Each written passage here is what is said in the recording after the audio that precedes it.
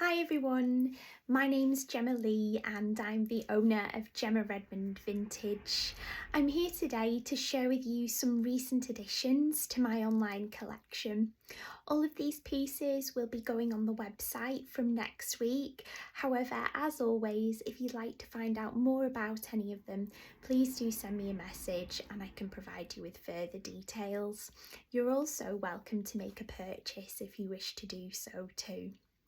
So I have a really interesting selection to share with you today.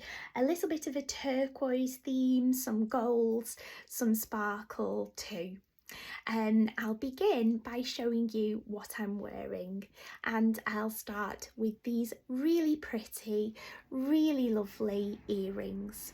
These earrings date from around circa 1910 to 1920. They are really delicate and lovely pieces. They're paste and they feature a heart motif, and at the centre of the heart motif they are set with an opaline glass. So they really shimmer and shine and have lots of depth of colour to them. There's pinks and whites and blues there. They are screw on, but they're really comfortable and easy to get on and off. As you can see, they're a really dainty, pretty size. So I'll unscrew them so you can have a closer look at what they look like. Slide them off when I've got them loose enough. There we go.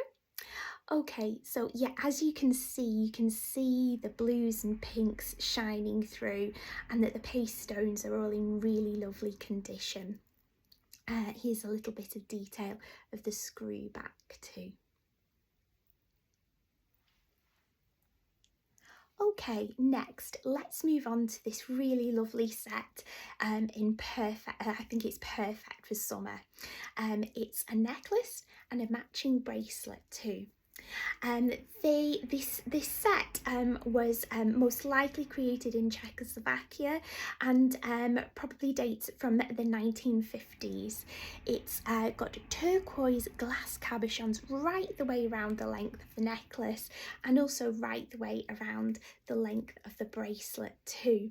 They're a really lovely deep colour and almost have a satin glass effect too. As you can see, both pieces fasten with a really smart fold over clasp as well. So I'll just take this one off so you can have a closer look at that. There we go. They're set within a gilded metal or brass too, so they have a really rich tone to them as well. And I'll just unclasp the necklace as well too. Here we go.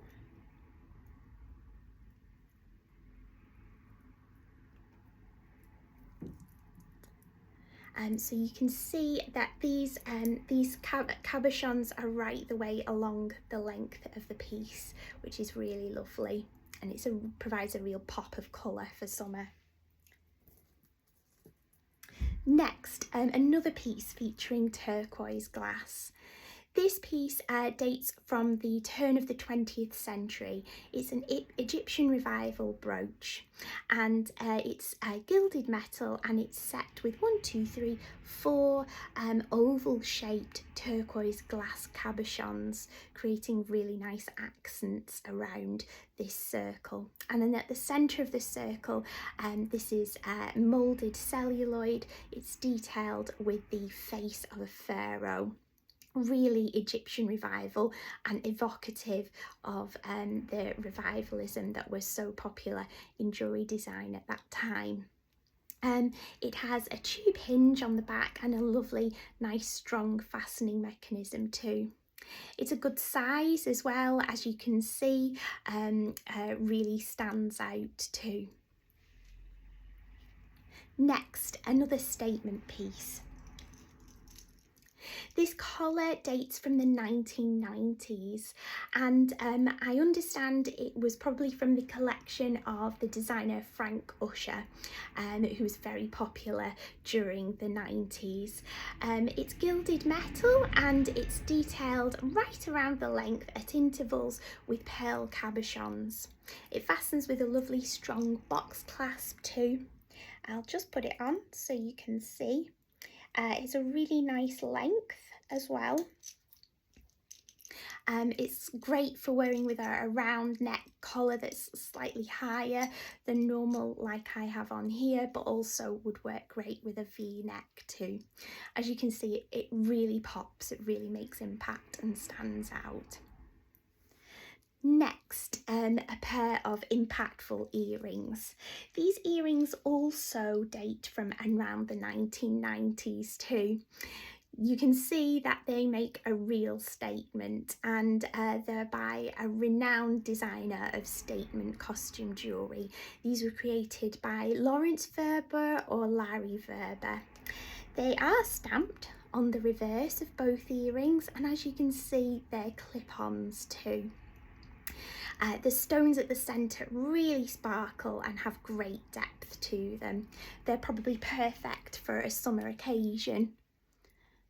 So I'll pop these in. As you can see, they really frame the face nicely too, and certainly have a lot of impact as well. There we go. So I'll just hold my hair up so you get an idea of how they stand out, but they're really a wonderful piece and very, very bold indeed.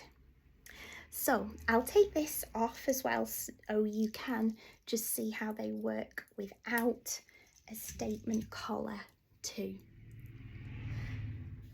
Next, some more sparkle. This is much earlier sparkle though. This brooch dates from the Art Deco era, and I love it because it looks like a fan design, but also a little bit like a bunch of grapes too. It's constructed from rhodium plated metal, and it's set with paste stones, colourless and shining. And these are all square cut paste stones as well, which are a nice geometric Art Deco detail. The fastening clip is lovely and strong too, so I'll just hold it up for you to see, and yeah, you can see that real typical Art Deco fan or sun ray effect that was often used in design of the time period. So I'm just going to take these earrings out so that I don't knock them off when I put the next necklace on.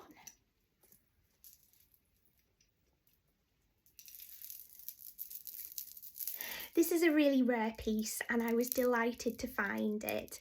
This is by the renowned costume jewellery designer Robert Lee Morris, and he's still working today and based in the US. Robert Lee Morris was known particularly for his jewellery designs and jewellery creations for Donna Karan.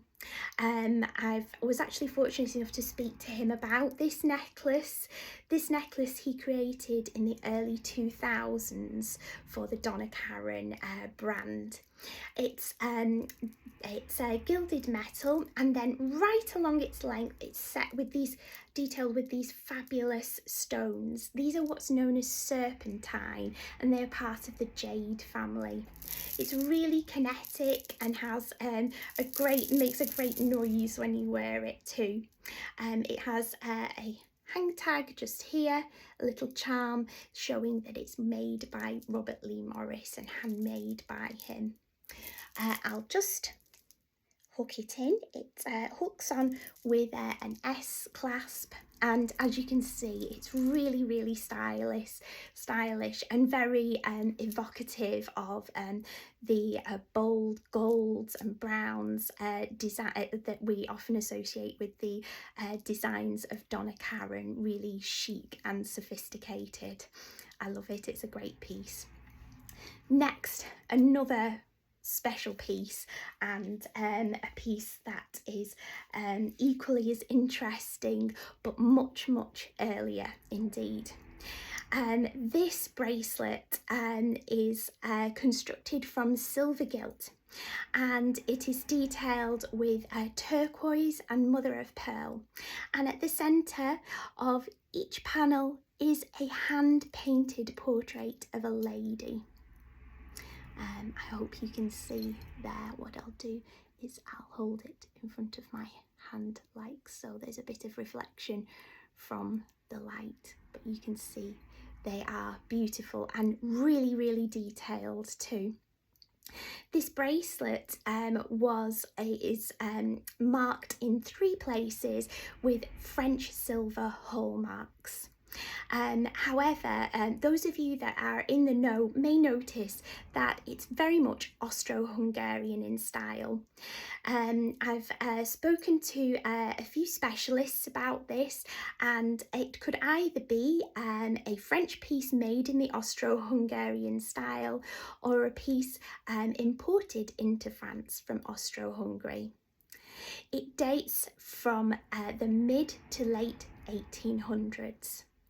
And it's very, very interesting indeed because I believe that the portraits in the centre of this bracelet depict Marie Antoinette and either other French queens or mistresses or Marie Antoinette's ladies too. I believe that, these pieces, a lot of jewellery themed around Marie Antoinette was created after the defeat of Napoleon at the Battle of Waterloo. There were many publications produced really romanticising Ancien Regime France and really romanticising the life of Marie Antoinette too. Particularly there were publications that came out by one of her ladies in waiting, and also by Rose Bertin, who was the designer of Marie Antoinette's clothing. That her publication was published posthumously. All these publications therefore made people really interested in the life of Marie Antoinette, and it was quite popular to wear her depiction in jewellery form. So I believe that this bracelet perhaps depicts Marie Antoinette at the centre just here. It's interesting that this is Austro-Hungarian as well, because Marie Antoinette was from Austria, so it could have either been made in France as a tribute to her in the Austrian style or been made in Austro-Hungary as well. So it's a really great piece. I'll just, with a lot to talk about around it, as I'm sure you can tell. So I'll just pop it, close it like so. It is a box clasp, so it fastens nice and securely. And the wonderful thing is that when it is fastened and when it is on, you can't actually find where it has been closed, which is great, a great detail. There's an awful lot of work in this piece and an awful lot of interest too. So let's recap. Those are my pieces to share with you this week. We have the mid to late 1800s Austro-Hungarian style bracelet with portraits possibly depicting Marie Antoinette.